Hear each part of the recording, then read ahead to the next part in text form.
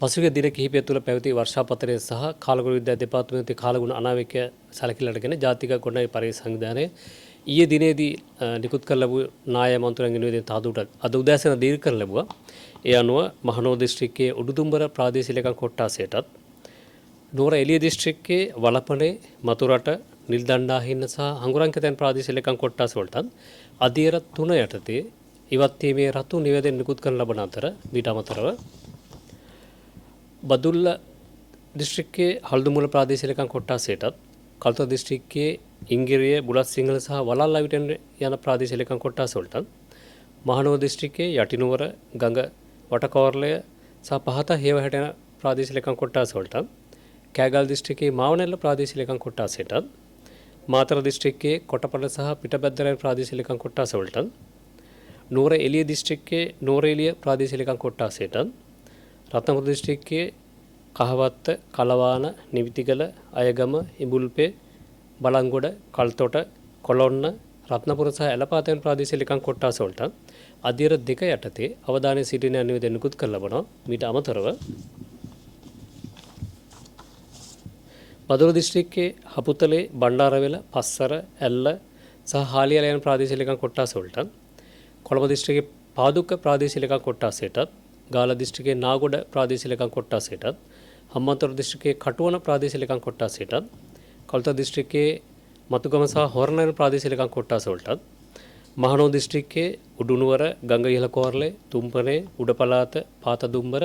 පස්බය කෝරළේ පන්විල මැද දුම්බර මිනිපේ සහ දොළුවෙන් ප්‍රාදේශීය ලේකම් කොට්ටාස වලටත්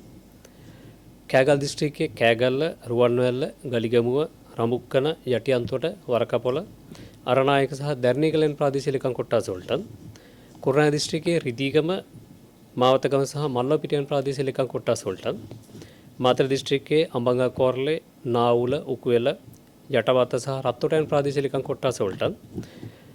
මාතර දිස්ත්‍රික්කයේ පස්කොඩ ප්‍රාදේශීය ලේකම් කොට්ටාසයටත් නුවර එළිය දිස්ත්‍රික්කයේ අඹගහ කෝරළේ සහ කොත්මලයන් ප්‍රාදේශීය ලේකම් කොට්ටාස වලටත් රත්නපුර දිස්ත්‍රික්කයේ ඇඹිලිපිටිය කිරියල්ල ඕපනායක සහ වැලිගපොළයන් ප්‍රාදේශීය ලේකම් කොට්ටාස වලටත් අධීර 1 යටතේ විමසිලිමත් බව සිටින නිවේදන නිකුත් කරන ලබන අතර මීට අමතරව දිවයිනේ අනිකුත් ප්‍රදේශ වලට යම්තරක වර්ෂාවක් පවතින ඒ සම්බන්ධව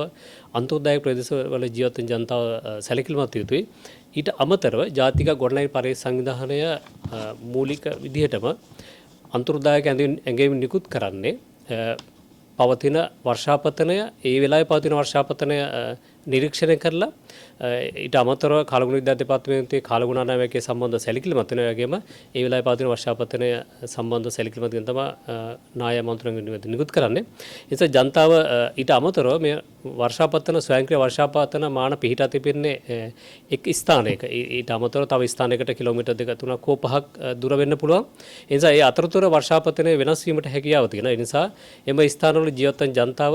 තමා වටපිටාව සම්බන්ධව සහ පවතින වර්ෂාපතන සම්බන්ධව වඩාත්ම සැලකිලිමත් යුතුයි. එසේ සැලකිලිමත් වෙලා යම් ආකාරයක වර්ෂාපතන ක්‍රමික වර්ධනයක් ඒ වගේම අන්තර්දායක තත්ත්වයන් නිරීක්ෂණය උතම මේ ස්ථාන ඉවත් වෙලා ආරක්ෂිත ස්ථානයක් කරා යන්න සිල්ලා සිටිනවා. ඒ වගේම විශේෂයෙන්ම මේ වෙන විට ඉදිරි දින කිහිපය තුළ අධික වර්ෂාපතන ලැබෙන බව කාලගුණ විද්‍යා දෙපාර්තමේන්තුව ප්‍රකාශ කරලා තියෙනවා. ඒ නිසා පසුගිය දින කිහිපය තුළ පැවති වර්ෂාපතන සමග පස ජලයෙන් සංතෘප්ත වෙලා තියෙනවා. ඒ නිසා ඉදිරියේදී ලැබෙන වර්ෂාපතනයන්හිදී අන්තර්දායක තත්ත්වයක් ඇතිවීමේ වඩාත් ඉඩකඩ තියෙනවා. ඒ නිසා ඇල මාර්ග දෙපස ගල් පෙරළෙන ස්ථානවල ඒ වගේම කණ්ඩි කඩා වැටීමට හැකි ස්ථානවල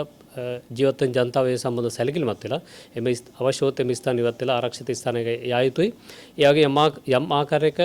අන්තර්දායක තත්ත්ව නිරීක්ෂණොත් ඒ සම්බන්ධව ප්‍රදේශීය ග්‍රාමීණ මහත දැනුවත් කරලා ප්‍රාදේශීය ලේකම් කාර්යාලය දැනුවත් කරලා ජාතික ගොඩනැගිලි පරිසර සංවිධානයේ දිස්ත්‍රික් කාර්යාලය දැනුවත් කරලා ඒ සම්බන්ධව අවශ්‍ය උපදෙස් ලබාගෙන යනු ක්‍රියාත්මක ලෙස ඉල්ලා සිටිනවා.